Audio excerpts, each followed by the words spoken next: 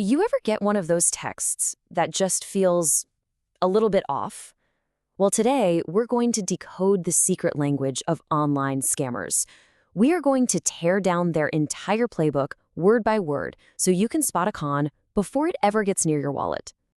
So, get this.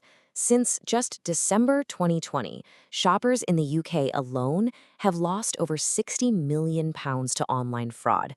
I mean, that is a staggering amount of money. This isn't just a few bad actors, we're talking about a huge, coordinated effort. And frankly, it's working on an industrial scale. I know what you're thinking. Pff, that would never happen to me. I can spot a scam a mile away, right?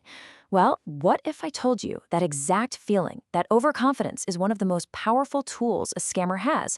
Let's take a look at what the numbers actually say. All right, so here's our game plan. First, we'll look at the sheer scale of the fraud epidemic. Then, we're going to crack the scammer's code and learn their language.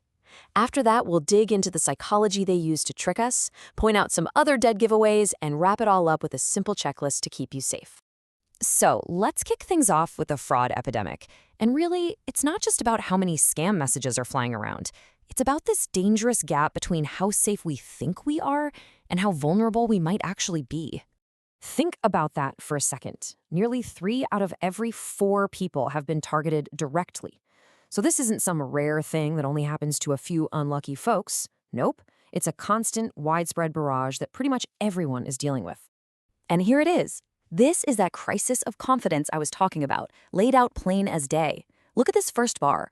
A whopping 86% of us feel totally confident we can spot a scam. But then, look at the second bar.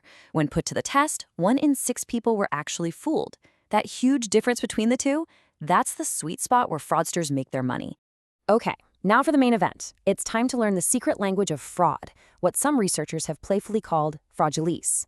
You see, by understanding the exact words and phrases these guys lean on, we can turn their own code right back against them.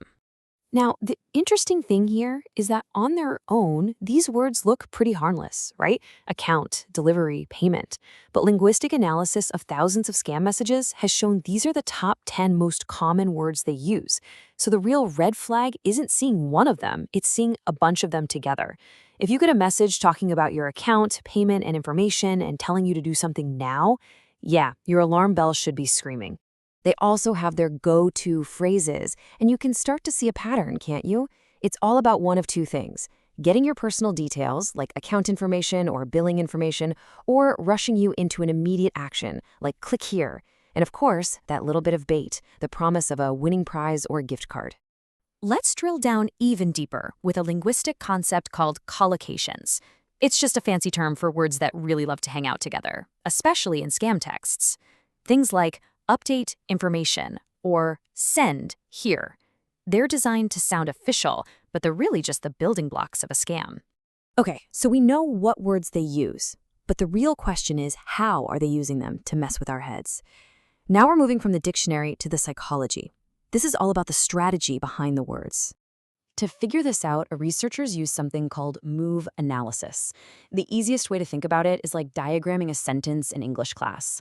But instead of looking for nouns and verbs, you're looking for strategic moves, like creating a problem or offering a solution. It completely exposes their game plan. And here is that playbook, broken down beautifully. Step 1, in a whopping 72% of messages, they invent a problem. Oh no, there's been a failed delivery. Then, boom, step 2, in 87% of them, they offer a super easy fix. Just click this link. They'll try to establish credibility in step 3, maybe throw in a tempting offer from step 4, and then they hit you with a knockout punch. Urgency, which you see in step 5. The whole sequence is precision engineered to make you panic and click before you have a chance to think. So, beyond all that cold, calculated strategy, there's another layer we can look for: good old-fashioned human error. You see, a lot of scammers aren't native English speakers, and their little mistakes are often the clearest red flags you'll ever get.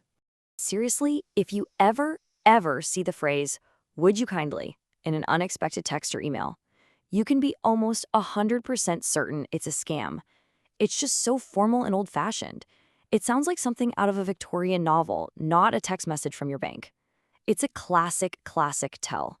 And there are plenty of others. I mean, who starts a text with "Dear Sir" or "Madam," or begins a sentence with "am contacting you"? These kinds of awkward phrases, plus random capital letters and just obvious spelling mistakes, are dead giveaways that you are not talking to a professional company. Okay, let's look at a real-world example here. The text starts with a classic problem. Your parcel is out for delivery. But then, just look at that link. srhafrive.ru. Does that look like Royal Mail or UPS to you? No way. That complete mismatch between who the message claims to be from and the link they want you to click is a massive red flag. We have covered a ton of ground. So the big question is, how do we put all this into practice? Well, let's boil it all down into a super simple fraud-proofing checklist you can use every single day. So here it is. The next time you get a message that feels a bit fishy, just run it through these questions. 1. Does it create a problem and then immediately offer an urgent, clickable solution? 2. Is it packed with those trigger words like account, payment, or delivery? 3. Does the language sound weirdly formal or just plain awkward? 4. Is the grammar or spelling just off? And finally, 5. Does that link look suspicious?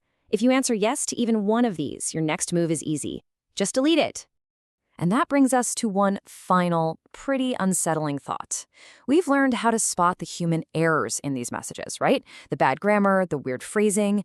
But as artificial intelligence gets better and better at writing perfect, natural-sounding English, will those telltale signs just vanish? It's a good reminder that this game is always changing, and our single best defense always will be a healthy dose of skepticism. Stay safe out there.